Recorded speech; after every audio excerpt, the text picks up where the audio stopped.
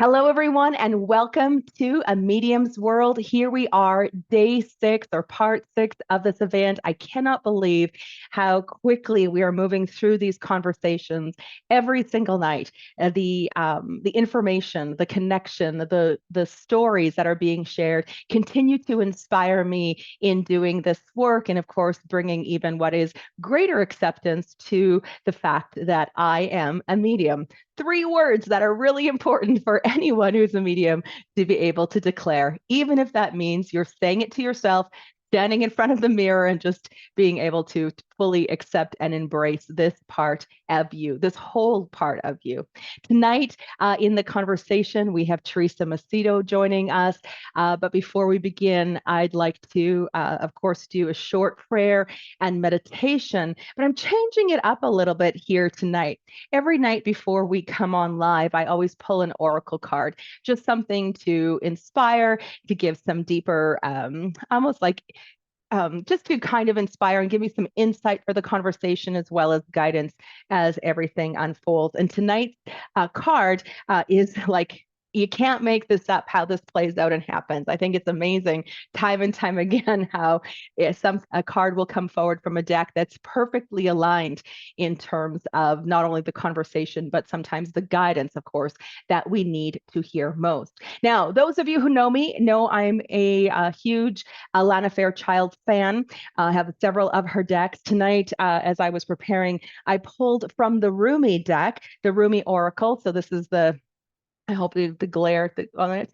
There's not too much glare. So it's the Rumi Oracle. And the card I pulled is the Lion and the Deer, which is a 22 in the here, let me hold this up here again. Try not to get a glare. It's so beautiful. The Lion of the Deer, which is a 22 in the deck, which also, of course, is a master number, which is all about potency, about power, transformation, and all kinds of universal magic. So I'm going to read the Oracle from the Oracle book. That's what I love about her books is not only can you decipher based on what you receive from the Oracle on the initial pullout, the book always has even greater spiritual guidance to go along with the cards. So I'm going to share this as we begin tonight's call.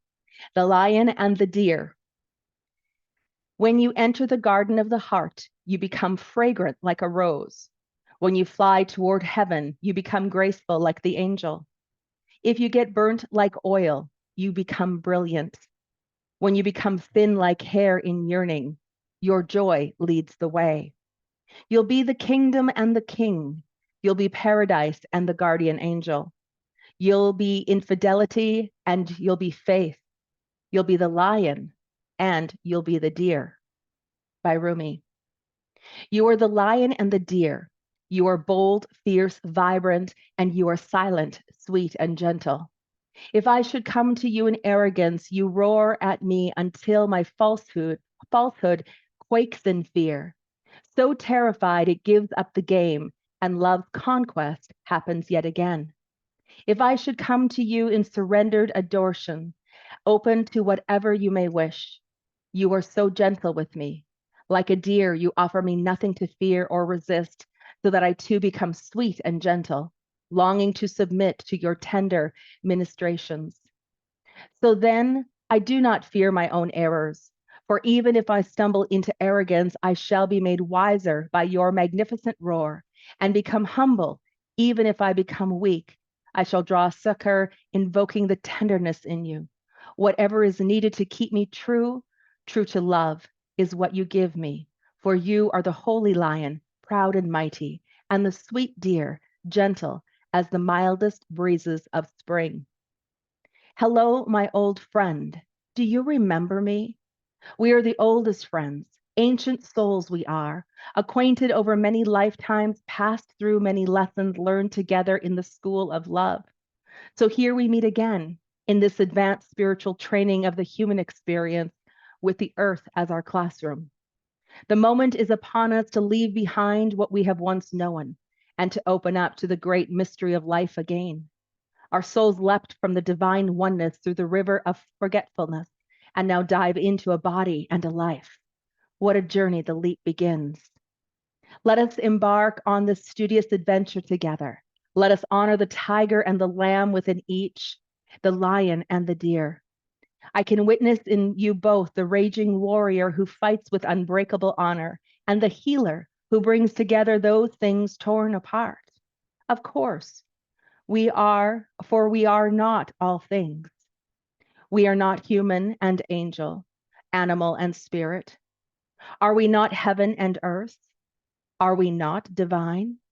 And in being divine, being all things are divine. So we are here together in the school of love, not for the soul who still adheres to the preference instead of curiosity, not for the soul who craves comfort instead of devotion to divine adventure. We must be like lovers, you and I, if we take on these lessons. We must be willing to become mad with passion, crazy enough to chase the great beloved, even if it means forgetting who we are for a time, to have a sacred delight of rediscovery, breaking some rules and looking like fools. Well, what could be greater than becoming a fool for love? That will do for us. That will do well. Let us be fools for love together. So shall we become study mates? We'll recognize each other even in all of our varied garbs, bright or somber, wild or gentle. We'll become the most enthusiastic students in the school of love, urging each other on to even greater feats of passions and devotions. How we shall outdo each other in grand gestures and unwavering commitment. This oracle brings you a special message. You are rediscovering a part of yourself that has been lost or submerged underneath more practical concerns. Of course, if practicality is about survival, then learning to be true to yourself is most essential and practical. All other paths lead to the death of the soul. You are asked to bear the chaos of this rediscovery. It may be that the talents from this or other lifetimes are being reawakened and can cause you some discomfort at first, even though you will ultimately bring you joy and greater fulfillment for your life. This discomfort may be around those talents that are best expressed, about overcoming shame, guilt, doubt, or other judgments. It may even be about who you are, if you now admit your talent or another emergent personality trait. Perhaps it is about being unearthed inside of you now. It's a little bit darker. Your sacred rage, refusal to accept the disrespect in your life, your inability to tolerate the lies and deception. Well, then you are the lion and the deer. That is nature. There is both in the world. You are not becoming contradictory or hypocritical. You are becoming whole. The guidance this oracle brings you is that you shall prosper most now if you are willing to unbecome what you have believed yourself to be. It was never really true anyway, that view.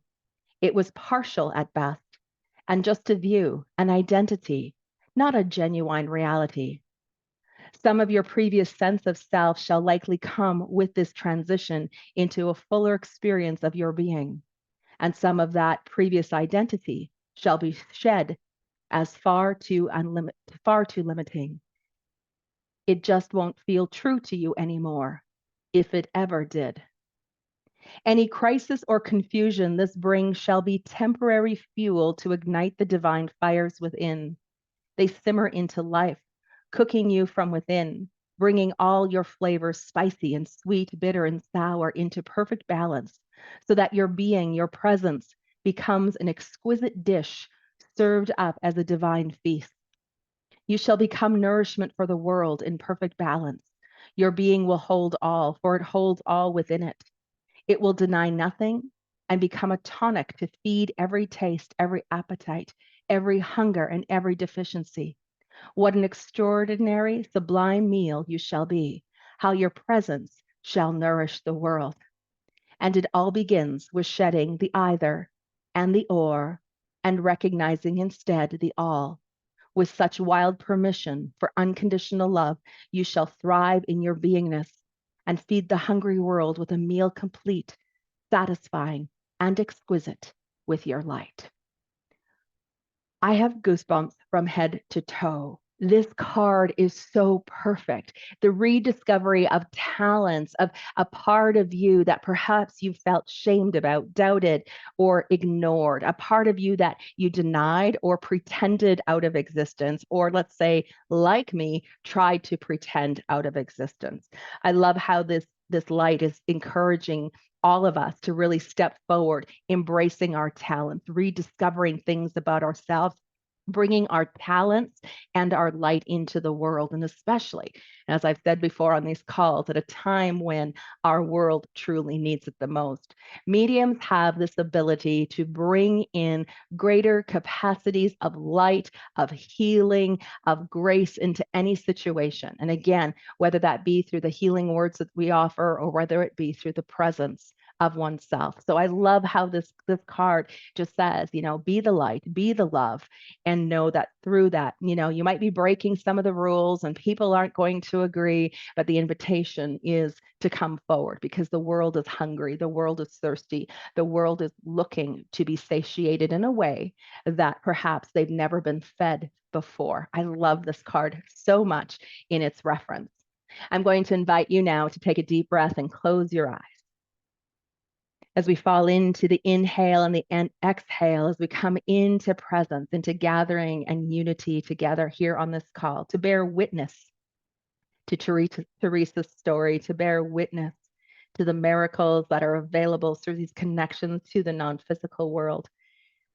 We honor the spiritual self, the one that bestows upon our consciousness, and to the one that loves unconditionally, that we come into full acceptance of self, this fundamental goodness of our beingness, setting aside all judgments, misconceptions, or falsehoods or limitation that allows us to unearth and rediscover that greater sense of wholeness within, that goodness that is us, that goodness that breathes us.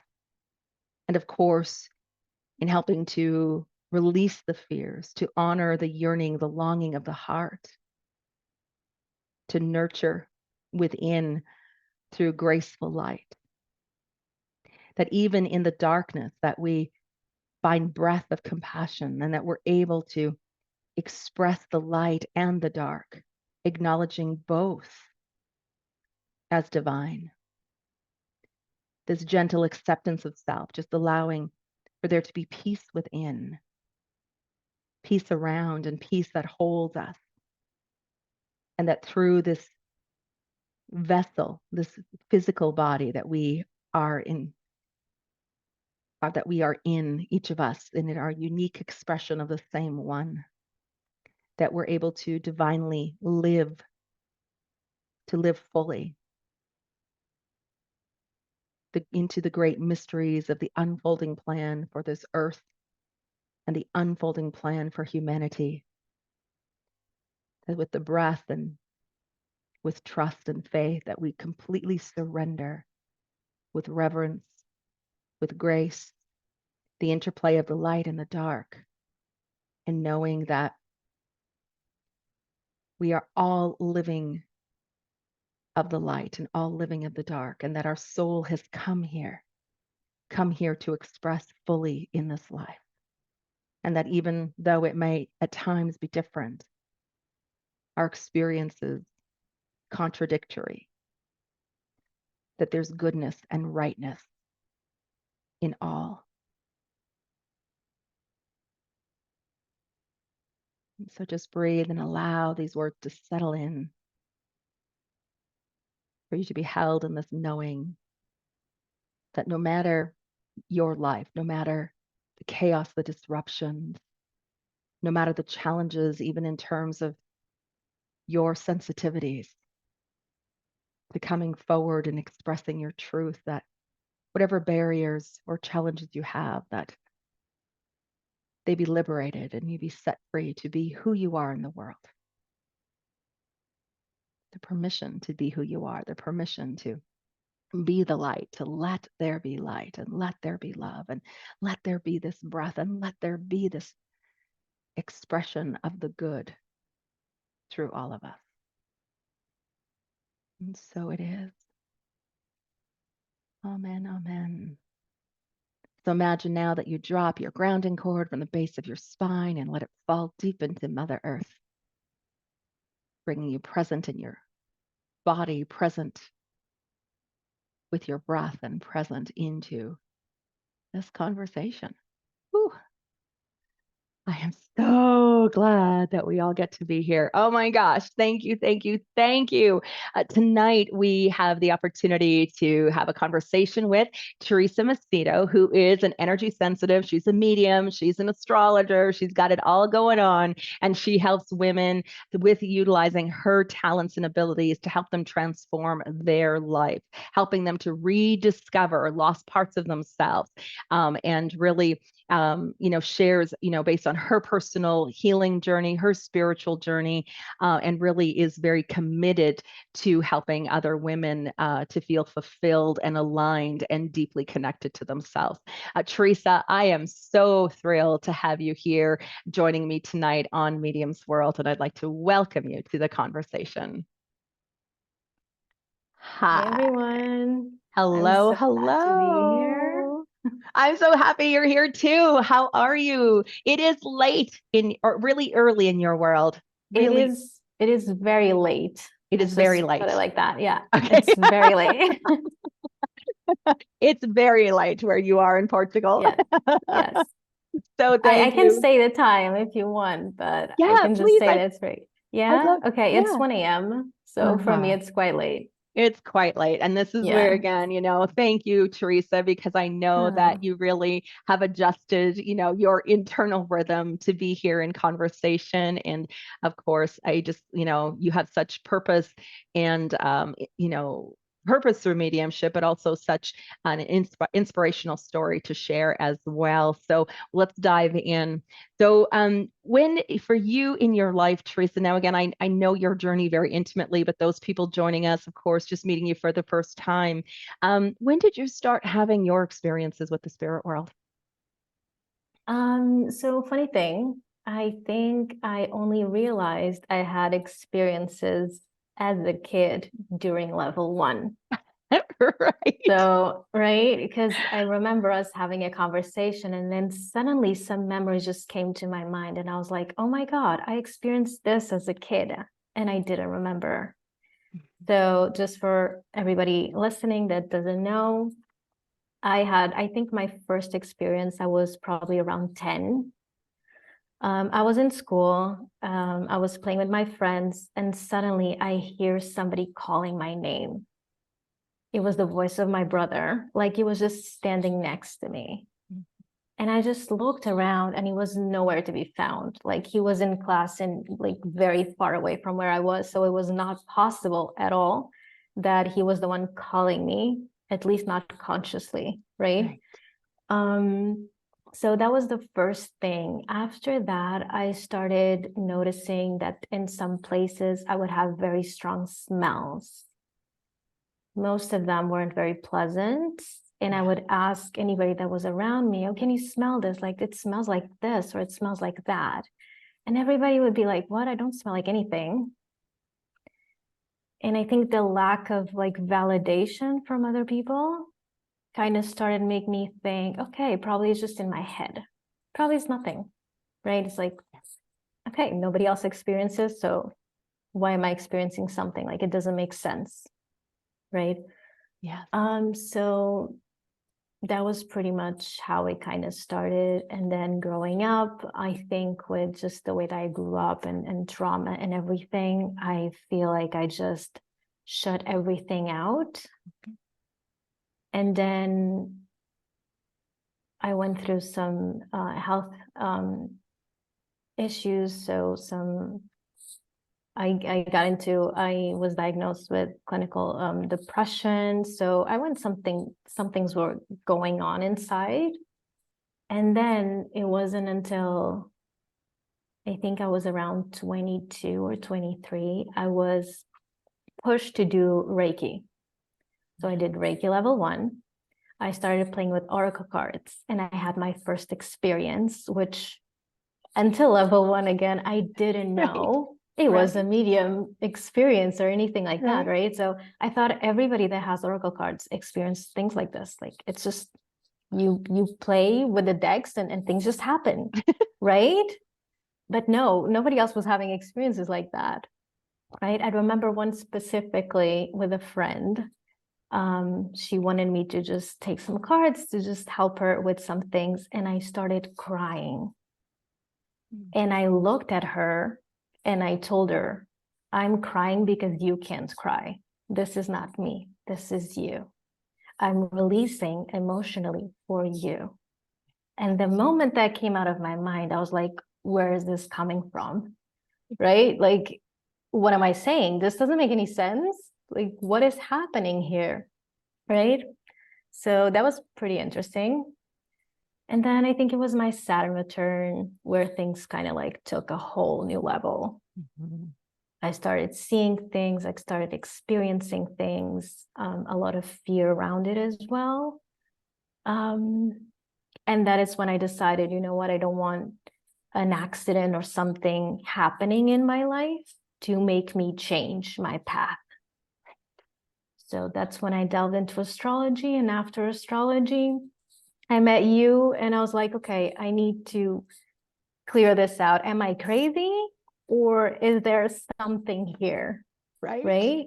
And that's Right. when you told me in the first call that I was a medium. I was like thinking to myself, no, she's wrong. Like, no, I'm not. No, this, Yeah, she's totally wrong. no, yeah, this is not me. Like, she's probably thinking about somebody else. Like, this is not me. Definitely not me. No, I don't do those things. Like, no, that's not me. Right. Right. Right. Oh my gosh, I love your story so much because I can't even tell you the number of times that I've had mediums come and say, I don't think I'm a medium. I'm not sure why I'm taking this class. I'm not sure, as I said, often our interest in the of life after death or paranormal, we've had paranormal experiences. All of those things are like calling cards. And I love how, you even said like it wasn't until level one, you're going to try this out and you realize like this whole time you're like, no, I don't have this going on. And suddenly there you are in the class and going, oh my gosh, that's spirit communication.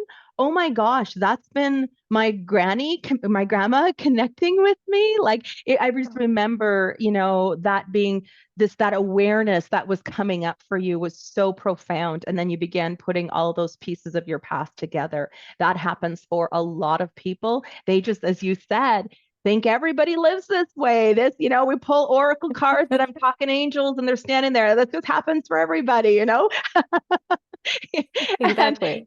can it happen for everybody? Absolutely. Does it happen automatically for everybody? Not at all. And I love here too, because in working with you, one of the things, and I've seen this play out with a lot of many astrologers that I work with that will take go through it, but it's like the chart disappears for them. Like all of a sudden there's a channel that's opened up and they're not able to meet sometimes what are within a certification program in the way in what's being asked of them. They don't get the information the same way. They're not able to approach it. And so they believe that they're not very good astrologers or they're doing it wrong. And yet it's because the channel opened up and there's immediate downloads and there's information coming in that they wouldn't even be privy to based on looking at an astrology chart. And I know that was certainly Definitely. the case for you too, that astrology chart, just like an oracle card, was a gateway or an opening of that door to the other side, and everything else was communication after that. Yeah, Yeah, definitely. I yeah. remember getting very frustrated while preparing readings and going on the reading because I would take so much time to prepare the reading, going with all the information, everything. And I would get into the reading. And as I was looking at the notes, I was thinking to myself, this makes no sense. This is not what I need to tell this person. This makes no Right. sense. And I would get so frustrated because Yes. I would start thinking, like you just said, like I'm just a bad astrologer. Like I'm just not made for this, clearly. I don't know how to do it. There's so Right. many great astrologers, and clearly I'm not one of them, you know? Right. So yeah. Yeah. And and that's the beauty of it. I think there, too, and we talked about it, and I'm trying to remember whose conversation it was a few nights ago. We talked about how there's almost a disassociation from reality that can take place when spirit becomes so strong in the messaging. And I know that's what you were experiencing in those moments. Yes, It's like these definitely. words that are here don't make sense, they don't fit. I have to talk about something completely different, right?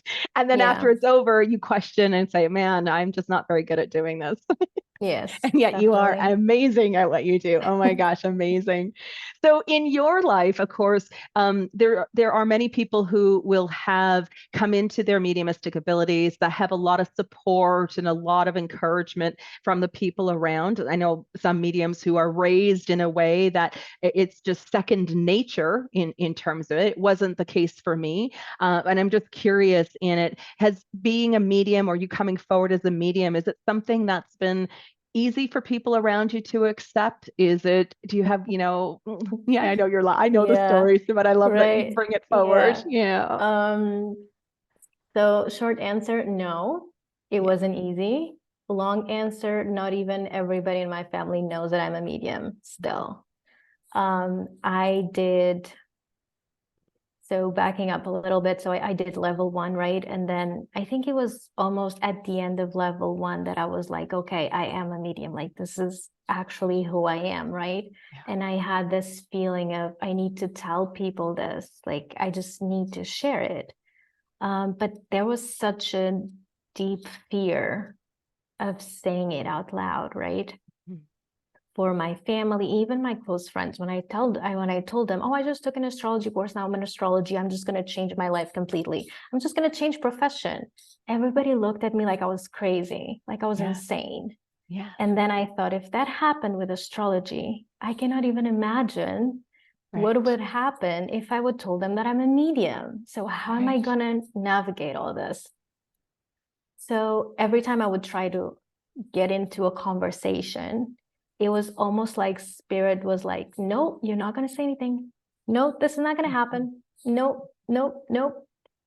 And then the way that I actually came out of the closet, if I can say that way, Yeah. was social media. I just shared it on social media and I just said, okay, this is going to go to anybody that needs to hear and that needs Ah, to know. mhm. Right. And I had a Yeah. couple of friends coming over and saying, oh my God, I'm so proud of you, like for embracing something that I already knew. And I was like, how did you know? Right. I didn't know. How Yeah, did you exactly. Like, know? I didn't even know I was That's a not medium. How the possible, heck right? do you know that? And then other friends were completely silent, as in like nothing changed, kind of. And with the family situation, it's still a little bit, I would say it's still a little bit tricky. I didn't had yet. I know it is to come, but I didn't had a conversation about it yet for other reasons as well that we kind of know. Yeah. Um, but it's been, I would say it's been a journey because it's not like I don't feel like they don't accept me. I don't feel like it changed, but it in some level I feel like it did change because they did saw Yes. my social media post at some point. So I do know that they know. Right. And I feel like, especially my mom and my brother, they interact with my posts. So they don't talk to me about it at all, Yeah.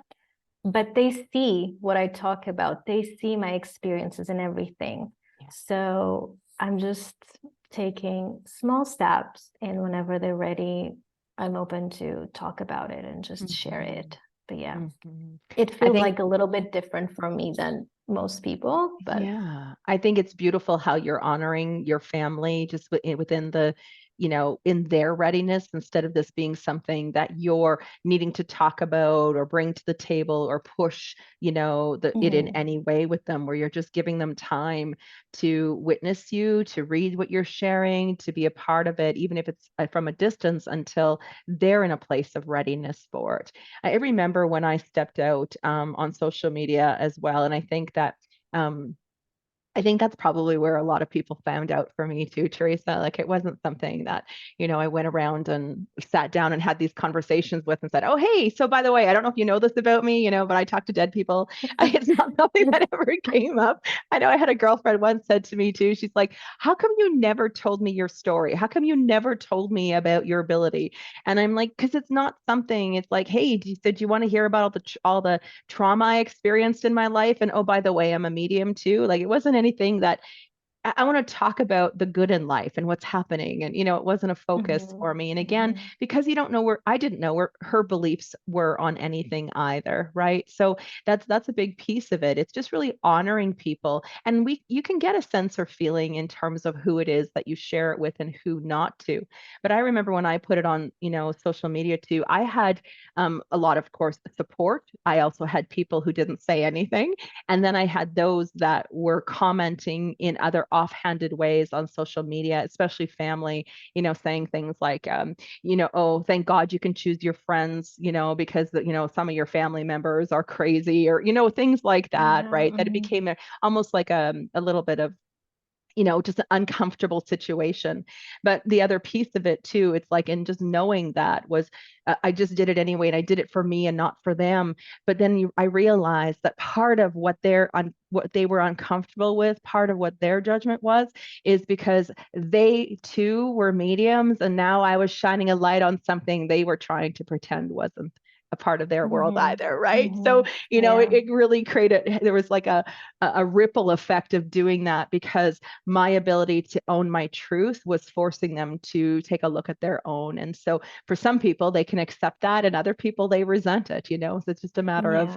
of their life and their path and their choices. But yeah, yeah, I love how you say, for the most part, it was easy, but, and then again, not really, Yeah. yeah, Yes. yeah. Yes. So Definitely. now that you've been working, I mean, you've gone through level one, you've, we were part of the level two launch retreat here just a couple weeks ago, which was so much fun. Now you're working again you've been working for a while as an astrologer and doing other healing work, a lot of coaching programs and stuff like that. Now that you have really realized your mediumistic ability, do you have a special story or experience that just really solidifies this fact for you, where it was just, you just, it is undeniable that this is a connection that you have? Hmm. I think I had a couple of experience where I thought, okay, I cannot make this up because I'm not that, like my imagination doesn't go that wild. So this is just Right. not possible for me to make this up. But I remember the first one was in level one. I was doing a practice reading with you. It was my first ever reading. We were Yeah. just doing a call. I had no idea you were going to put me up to it. And you just asked, and I was just like, okay, let's give it a try, I guess. I'm not a medium, so this is not going to work, but I mean, I can try. Right. And then I was just getting impressions and just telling you things, nothing out of ordinary, I thought, for me. And then suddenly I had this picture, and I was envisioning a crocodile. And I was like, this doesn't make any sense. This doesn't make any sense. But then I remember, wait, Bonnie said to say every single thing I'm experiencing, everything I'm seeing, feeling, sensing, everything. Like everything needs to be said. And I was like, okay, I'm going to say it, but I doubt that this is going to go anywhere. Right. And then I mentioned, and I remember you laughing because you had a conversation the day before Yes. with a family member, and there was a stuffed animal or something, right? Yes. It was like a crocodile A shape, and I crocodile. was like, Yes.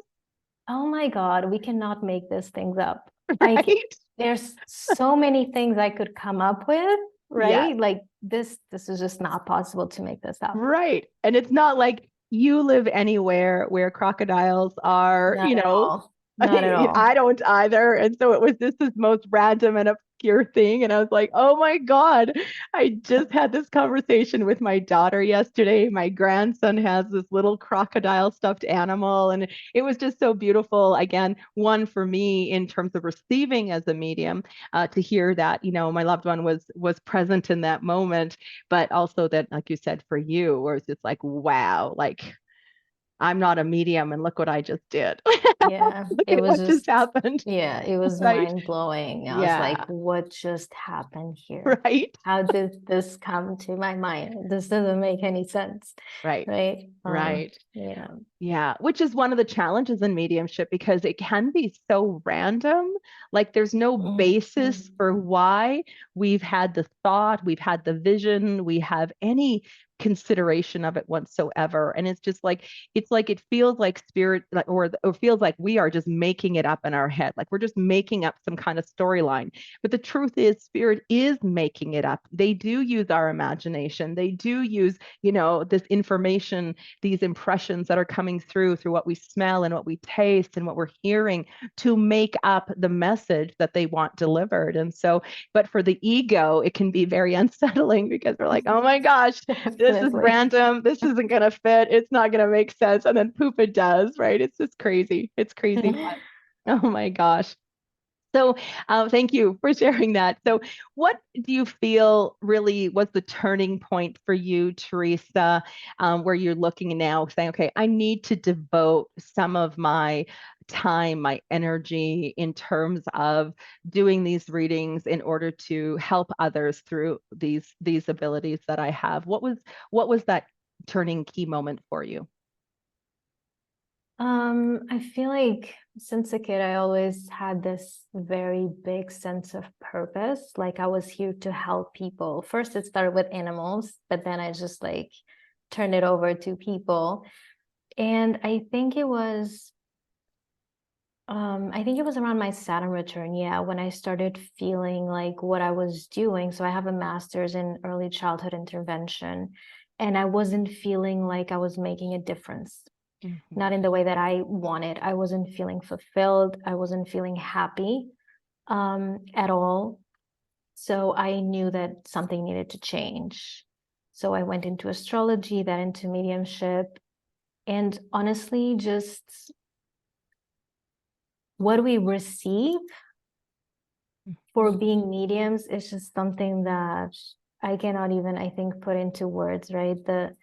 Just the feeling of being able to give to somebody the closure or the message, or sometimes even like you mentioned in one of the previous conversations, just a word, right? Yeah. To give to somebody just a word that will make up for everything. It's the only thing that they want to hear, um, and they need to get some Mhm. closure and some healing, right? So I felt just like even after doing level one, I was just like, how can I not share this with other people when I know it's going to help so many, Right. right? It's just Mhm. that there's just no other way because I know I will not feel like this doing anything else. Yeah. Yeah. And it's that feeling, that sense. And again, it's hard to put into words that deep sense of fulfillment that happens after you've done a session for someone. And every medium feels nervous and uncertain going into any session. And as I always say to Mhm. people, don't pay attention to the doubt, to the insecurity, to the little freak out sometimes that you can have, a lack of confidence or questioning whether or not you're a medium, or questioning whether it's like, man, I really hope that spirit is there. Like even I do that sometimes, like, man, I haven't done a reading for a while. I really hope that, I'm going to be able to pull something in here. We all go through that little ego moment going into the reading. And I always say to people, don't pay attention to how you feel going into it. Pay attention about to how you feel coming out of it, because when you come out of it, there is an elation and this sense, this high that really takes Mhm. place, Mhm. where it says, wow, this was so powerful and profound, and what just transpired was truly a miracle. I can't wait to do this again. That's what we want to pay attention Yes. to. We don't want to, Yes. we not the fears, not the doubts, not the insecurity, not the questioning, whether we're, and we all do it. We all do it. But I also think too, we never want to lose that sense of disruption at the start of a reading. We never, that feeling that we have where it feels like a lack of confidence, maybe not feeling good enough, whatever it is. It's important because it does serve us. It actually helps to place us in a level of integrity in the work that we're doing. It's like now I'm feeling like, okay, I'm not sure I can do this. I need to do this. I need to make sure that I am seeing it clearly, that I'm giving this in a way that's going to be most beneficial for someone. And so it actually sets us up to stay in integral in doing this Mhm. work. And I really feel like, we're never going to shake some of that unsettledness. I have a girlfriend who says, when nervous, focus on service. And I remember that all the time going in, that no matter how nervous I am, no matter how unprepared I might feel for something, I'm just going to focus on being of service. And that's always my prayer. It's always my intention. And then what happens during those sessions, and when you come away going, oh my gosh, that was incredible. That's what we hang on to. That's what Mhm. keeps us going. Mhm. And I also think it's important, and for mediums to track that as well. Like write down your wins that you've had, whether they be, it's not about what you got wrong during a session or what, where you stumbled, because it can be confusing to translate sometimes what we're Mhm. receiving. But Mhm. we want to pay attention to the wins. Where did things land for us? Where did we nail it? And those are the things we want to hang on to, but also to record those stories so that when you do feel insecure, when you're questioning whether there's any purpose in this for you, when you're considering throwing in the towel because you don't believe maybe you're good enough or anything, you're able to look back and reread those stories to bolster your confidence and to remind you that, man, if you did it before, you can do it again. Yeah, it's Yes. such an Yes. important. What's it like for you going into a reading? Do you kind of have a little bit of internal chatter that makes you question everything Oh before my you God, begin? yes. So I prepare everything, right? I expand, do everything. And then I'm just like, oh my God, what if nothing happens? What if I don't have anything to say? Oh my God, what if they cannot resonate to a single thing I'm going to say? What am I going to do? Am I going to give them the money back? Like, oh my God, can I still do this? It's everything that you just mentioned. It goes through Yeah. my mind, Is it and I too late to have to, reschedule? right? Right? It's like, oh my God, can I just like, I don't know. I don't think I can do this. Maybe I'll just like cancel and say that I can't do this. Um, yeah, everything like you mentioned, it just goes through my mind, and I do need to calm myself down. Yeah. Although I feel like as soon as I connect, it's just this, like you were mentioning, the focusing on the purpose, right? I try not to focus on myself. I try to focus on the person that I'm doing the reading for, Right. because I do know that they need this healing. Otherwise, they wouldn't book the session, Right. right? So it's just like trying to give them what is that they need the Mhm. best I can, try to identify what I'm giving, what I'm being given by their loved ones and their guides, which sometimes is challenging. Yeah. And I do need to train my mind to say, even if it doesn't make sense, Right. right? Because Like if the it doesn't make crocodile. I'm just going to sense, throw this out there. exactly, I'm not sure what this right? means. Yeah. Exactly, because it can make sense for them. Right. And most of the times it does make sense. Even if they don't remember right away, sometimes they remember at the end of the reading, or sometimes they just message me saying, oh my God, I remember the thing that you mentioned, or Right. it just happened now, Yeah. right? So yeah, but I definitely still have those moments where I'm just like freaking out. Can I still Right. do this? Can I do this? Is it going to work again? Yeah, yeah. Am I feeling good? Yeah. Do I need to cancel? I might need to cancel. I might need to reschedule this. Yeah. That every medium at some point in time. Truly, truly. Oh my gosh.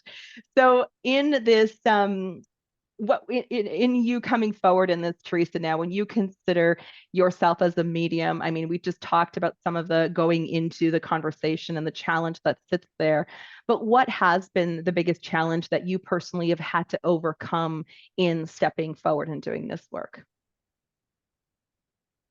For me, it was definitely fear. And I think it happens to a lot of mediums because a lot of my experiences, the first ones, were very scary for me. Yeah. So that was definitely, I think, the thing that made me maybe not jump into it right away. Mhm. I still try to push through it, right? And I'm glad I was in level 1 even before I realized I was a medium, because I think if I would be doing this on my own, I probably wouldn't. I don't know, I would probably still have these experiences, not know how to handle it, which I feel when we don't know how to handle something, the fear just grows bigger and bigger, which Yeah. it will make everything worse, Yes. right? So, yeah, I would say fear, Hmm. Yeah, definitely. and fear in is that terror barrier that really catches everyone. And one of the things I've come to learn as well is that everything that I'm looking for is always on the other side of it. Like if I can just get through Mm-hmm. this fear and Mm-hmm. being able to, whether, talking myself through it, through the fear, reassuring myself, being able to, and again, having had some initial very scary experiences with the spirit world as well. There's a part where that hesitancy is there, but it's about having the tools, having the practices, having the ways to go about this in order so that you don't have to worry about there being any interference from any lower vibrating spirits or any manipulation within it, any Mm-hmm. false light. We hear a lot about false light as well and false light guides. And so, that's a part of, the program. It's like to be able to eliminate that, put you in a position where one, you can trust that you are connecting with spirit. And two, you can also trust that you're very safe and protected while doing it as well. It's such an Yes. important part of it. I Yes. know I certainly needed that in order for myself, Mm-hmm. even for myself and moving forward and doing this work. So, Teresa, we have a lot of mediums who are joining in, who are actively, some of them, of course, are engaged in terms of working professionally already, and they love the conversations. They always are learning more from the conversations and the experiences through the stories that we share. And some of them are not, maybe even just beginning to come forward in their mediumistic abilities, beginning to say yes to their development and opening up to really exploring more about the communication with the spiritual world. What advice do you have for anyone who is kind of dancing in uncertainty as to what to Mm-hmm. do at this point in time in their life? What would you have to say to them? First of all, I would say, like I say to my clients, if it's in your heart, it's in your path. So if it's something that you do feel some fulfillment and joy, then do not procrastinate, get help, do level 1 so you can feel empowered to do this work. Because if it's there, it is for a reason, right? We don't just get random wishes and dreams, If it is there, it's for a reason. We are all different and all unique and with different dreams and different purposes, right? So if it is there, I would say the first thing is to do something about it, like get some support, get some help, learn. And the other thing I would say is also don't let fear stop you, because you might regret later that you didn't start it before, Oh, right? I'm still mhm. feeling like I'm not quite young. I would say that I'm young, right? I You would say are. that You're I'm younger than young. I am. I Okay. think, yeah, yeah. I'd say you're still quite young. And even I think that sometimes I have these thoughts of, man, I wish I would have started sooner, because maybe I could have helped other people that are waiting for me to help them, right?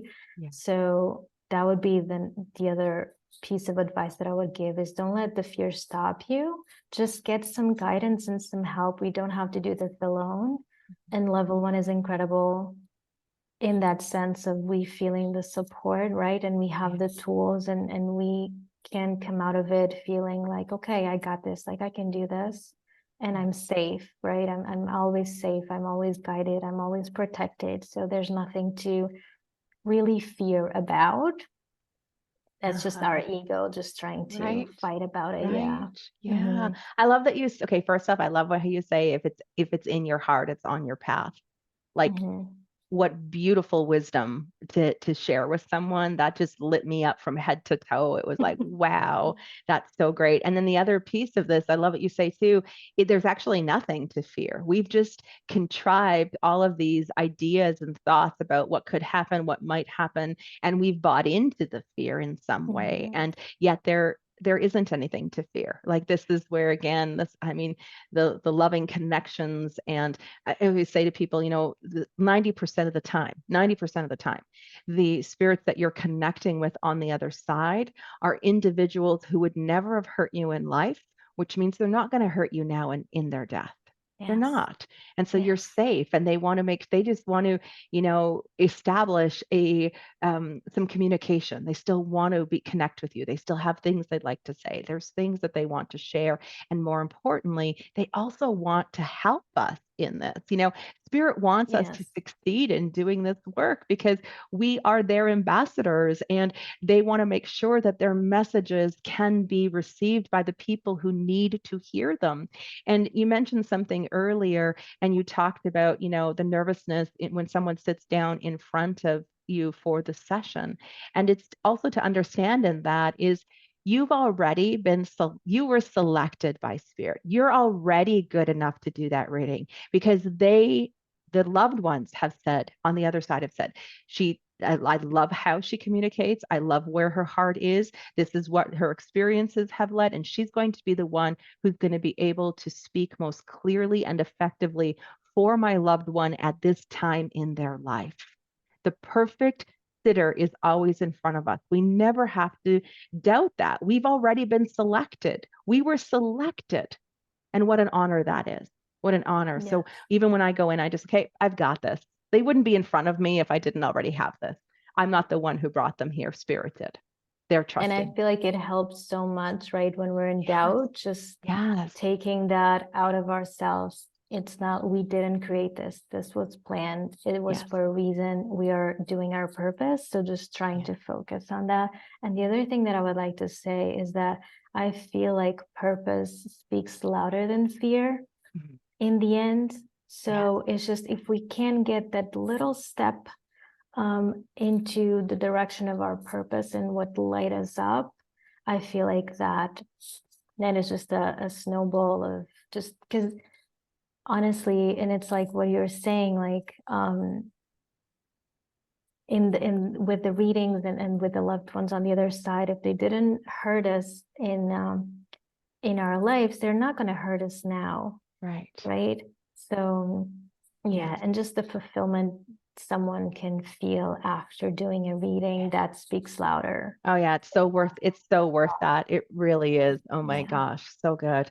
Now, in this program as well, one of the things I love about this event is not only are we showcasing and talking about what it's like to be a medium. I think my greatest dream is to be a part of making mediumship as normal as it is to hear of someone Mm, who does Reiki, of someone who's an astrologer, as someone who is a therapist, as someone who's a teacher, somebody who's a lawyer. I want to just make this as normal as possible so that it becomes more mainstream in terms of an option or a way of living life without without the modality being judged or the people that are doing this work being judged so harshly and so unfairly. And so that's always been a big passion of mine, is to look at just bringing this into and normalizing it, because it really is mhm. the most normal thing in the world. I always It think, is. It I is. like I wish everybody could get to live life from this point of view, because we're so lucky. I just think we're so fortunate in this. Yeah. So we have, Mhm. as I said, a lot of mediums coming forward to this. We all for that purpose. The other piece of it is we have also individuals coming forward and listening to the programs as they're starting to heal and find their way through the loss of their loved ones, because death is by far the most challenging of everything that we go through as human Mhm. beings. Mhm. And I would just love to know, Teresa, from your perspective and your point of view, what advice do you have for someone who's grieving and trying to navigate the loss in their life? Like in the other conversations, in great conversations, a lot of people spoke about like signs and making up a sign, a specific sign, and I love that. And I think Yeah. that's a great way of doing it. But my advice would be before doing that, check in with yourself. How are you in terms of this person that passed away, right? If you're angry, it's going to be very hard for you to be able to see the signs around you, right? Because you're just in such an emotional state that as much as you want to communicate, you're so angry that maybe that they passed away, that they left you, you know, or even if it's any other emotion. So my advice would be really tune in what you're feeling, journal about it. If you're angry, don't be ashamed of being angry. You know, don't be ashamed. It's completely normal to feel angry, that to feel like we were abandoned, right? So I do find that journaling about what we're feeling and then burning it, releasing it before we ask for the signs can be a great way for us to just release all of that emotion and then be open to receive and be specific with the signs. That's for sure. I think that can help, because when we are so broad and just we ask for a sign, it could literally be anything, right? So how are we going to know it is a sign? Right. So, but when we ask for something specific, then it's harder for our minds to convince it is not a sign, Right. right? Right. So Yes. yeah. I love that advice. That is so brilliant because it is our anger, our grief, our shock, our sadness, our resentment, whatever it is that we might have had sitting within the relationship creates a block, or as I refer to it, as congestion in the veil. And it Mm-hmm. makes it difficult for us to recognize the signs that are happening around us. And it also causes or makes it even more challenging for spirit to deliver the signs as well. So I love that you gave the advice to, not only check in to see how they're feeling, but where were they at in their relationship? What is still sitting there that needs to be expressed, and to express it and then watch for the signs. I think that's such sage advice, Teresa. Thank you so much for that. Okay, I really I could continue talking here. It's so good, so good. I'm going to go over to the chat. I want to take a look. Please, you guys, your questions, anything you have for Teresa, for myself, this is your opportunity to ask.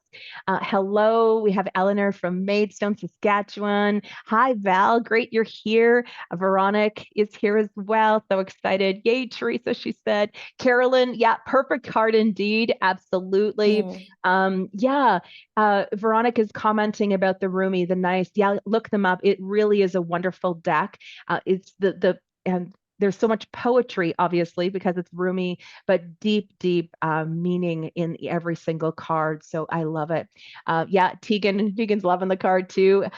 Oh, and Susan is commenting here. She's saying, I love that phrase that I said earlier, or that you actually said, if it's in your heart, it's on your path. Mm-hmm. She said, what a great way to look at it.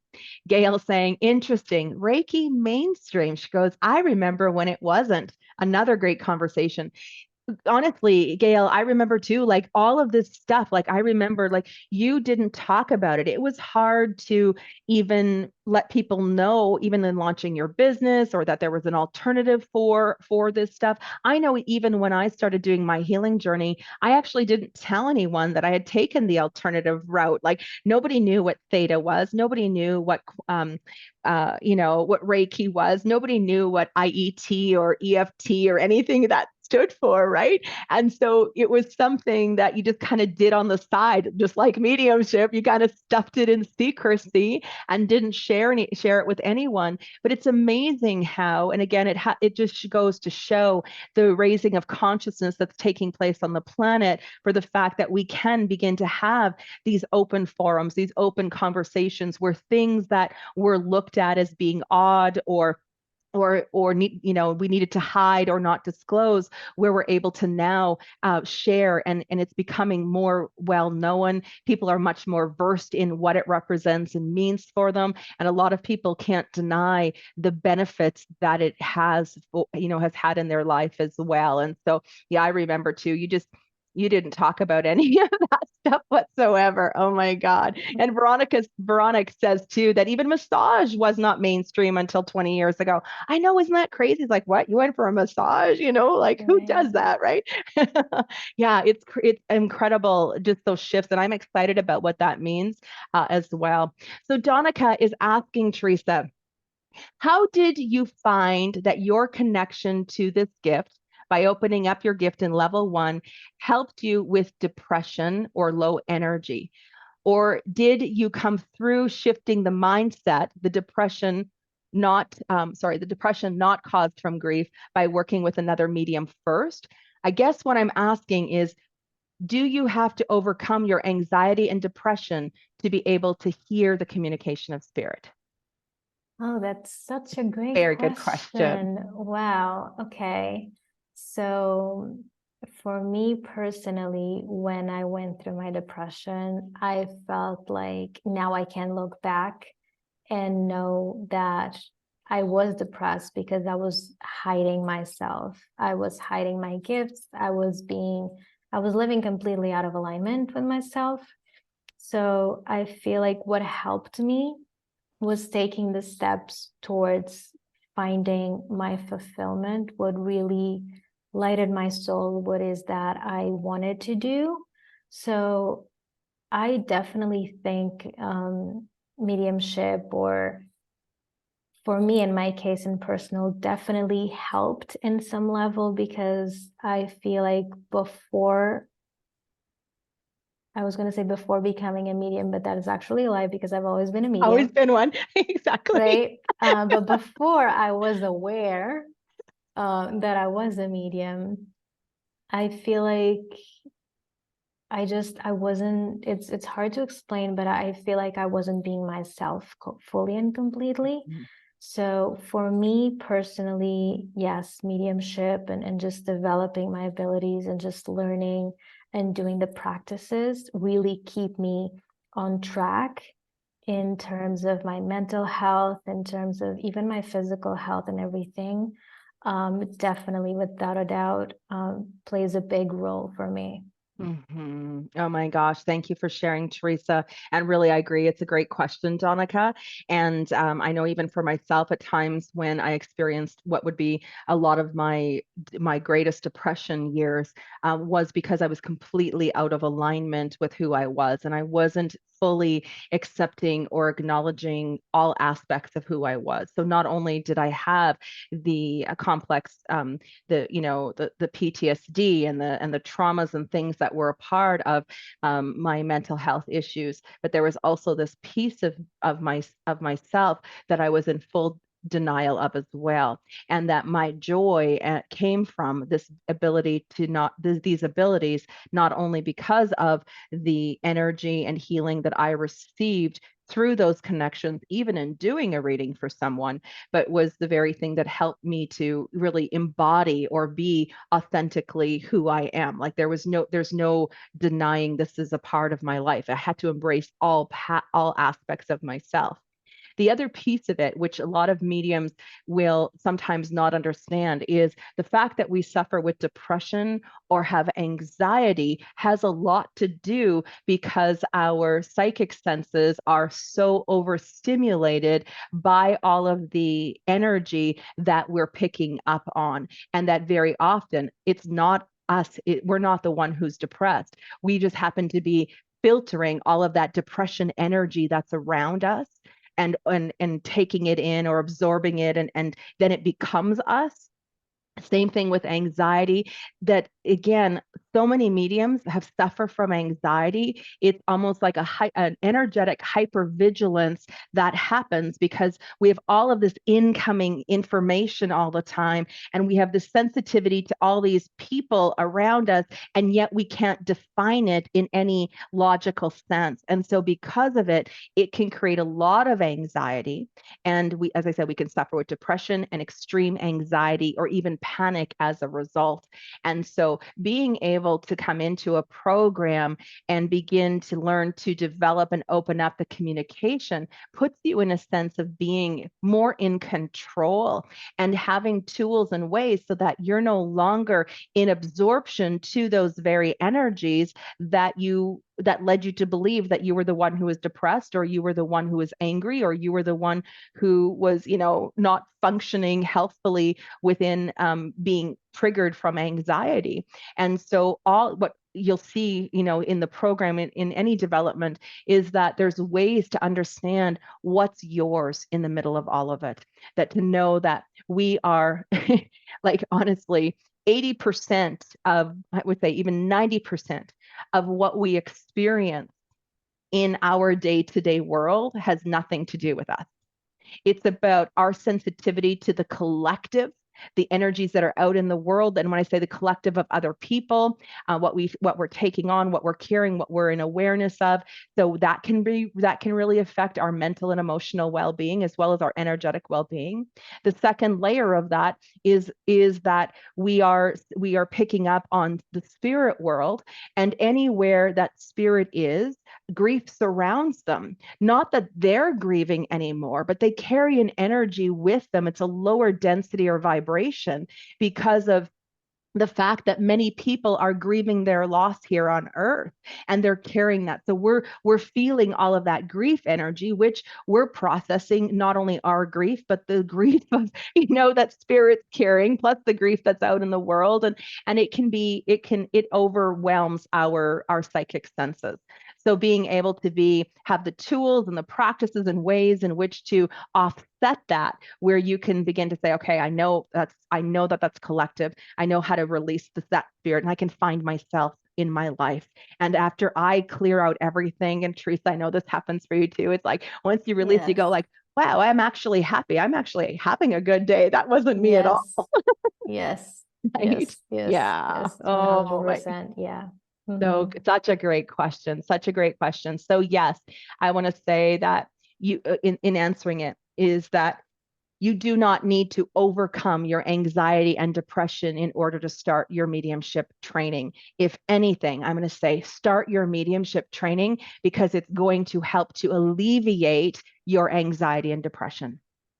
We don't want to fix the problem. You don't have to fix the problem first, just to know that, well, I say it's a problem. It's a part of it's there for a reason.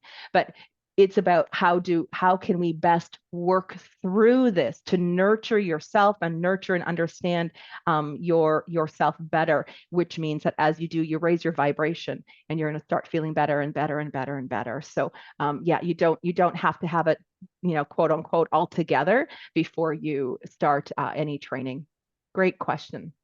So, Teresa, Veronica has a question, and Veronica would like to know, what advice do we have to work through the fear? That's also a very good question.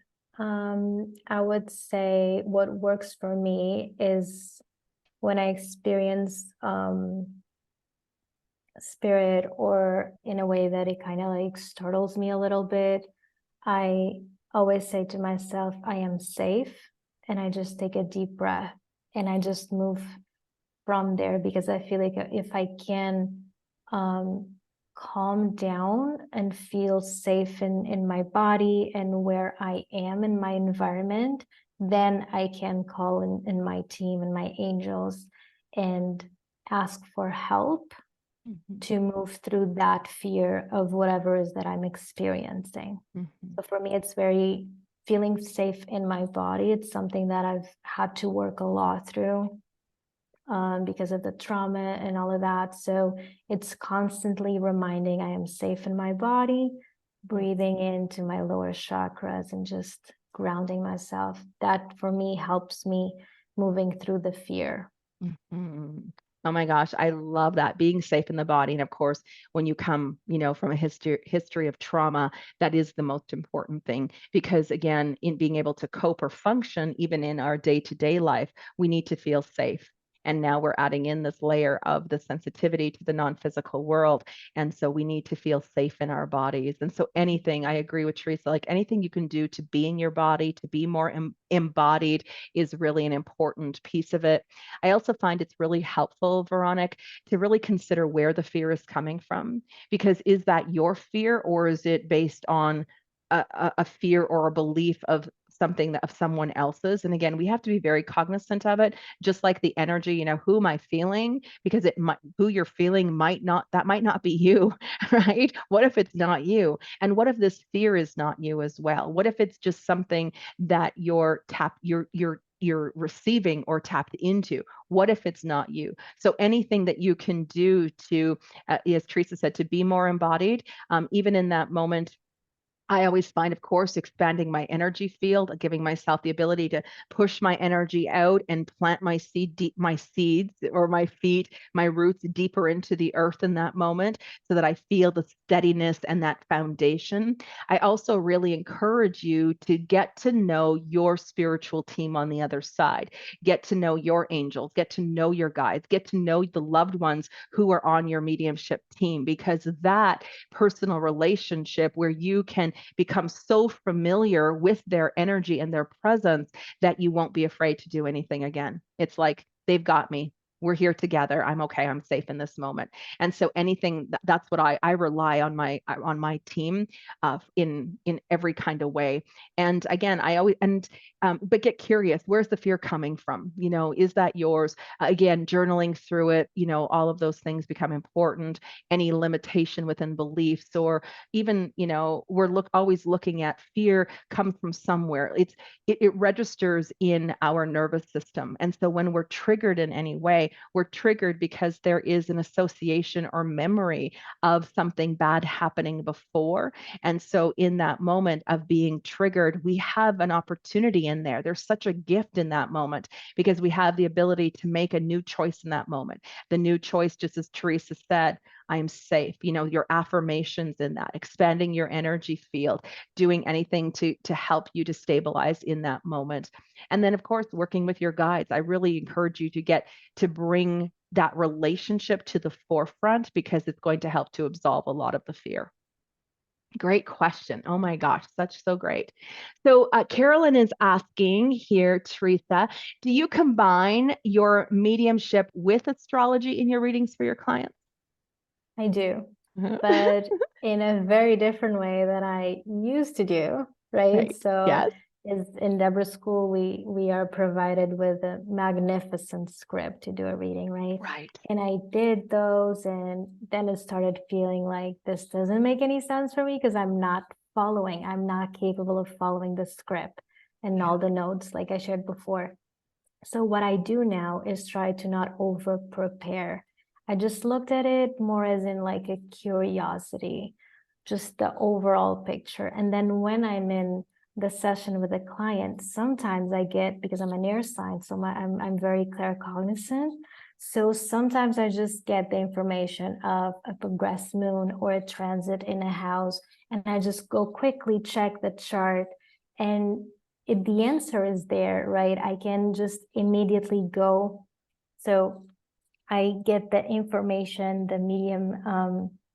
the mediumship abilities kind of come forward. And then secondly, I go into the chart just to try and, I wouldn't say it's confirming, but more of like just checking the degrees and just being more precise so I can tell the client, okay, this is going to happen. Yes, but it's not going to be now. It's going to be in X months or something. That happens to me a lot. Yeah, in readings. Yeah, it's so amazing. It's so amazing, Teresa, and it just excites me that it's just your approach on it has all changed, and you've been able to develop a way to bring it into a very unique expression of doing the reading because you are looking at bring in this part. I think this is where again is to understand, and one of my biggest I want to say advice on this is do not separate your mediumship from whatever you're doing. Let it be the source and the way that you access the information. Let it be the approach, whether you're doing Reiki, whether you're doing astrology readings, whether you are doing coaching, no matter what you're doing, no matter what, if you're even doing a healing session or you're doing any energy work, approach it from this direction first, because what you're doing, there's no separation, because mediumship isn't something we do over here. We are mediums. We are mediums. So we want to utilize our connection for whatever work we're looking to do. And I know for myself, as I've shared on the calls here, couple of times that when I sit down, because astrology is a part of a bias for me, that when I sit down, I'm not even looking at the chart. I don't even have the chart, but I can speak to. It's like someone's loved one is telling me the fact that there's a transit going through their, their eighth house right now that's going to really, affect an outcome of something. They give me that information without me even looking at the chart. I also, again, being an air sign, that download of information that comes in, but it's also, in there where I get a sense and feeling of where their progressed moon is without, and I'll say, you have your progressed moon right now is moving through Scorpio, and they'll be like, oh my gosh, it totally is. And so I'm able to speak to that, not based on the fact that I've seen the chart, but it's because it's the information that I'm receiving for that person. In fact, for my coaching programs, when I coach and work with people, I don't look at an astrology chart until later on in terms of our coaching program. I always do like the first 2 or 3 sessions just completely open to what I'm receiving for this particular person. And then I'll take a look at the chart later to not only, just as Teresa said, to back some things up, but also to take a look in terms of some timelines, in terms of some direction, to get an overall view of maybe other things, facets, even in terms of their missing element or where a placement is in their chart to help me to support even more. So it really is, for me, as I said, for me, it's do everything first from from this approach, because in doing it from a mediumistic approach, you're letting your whole self come into the equation. There's no separation. You are an astrologer, but you are a medium first.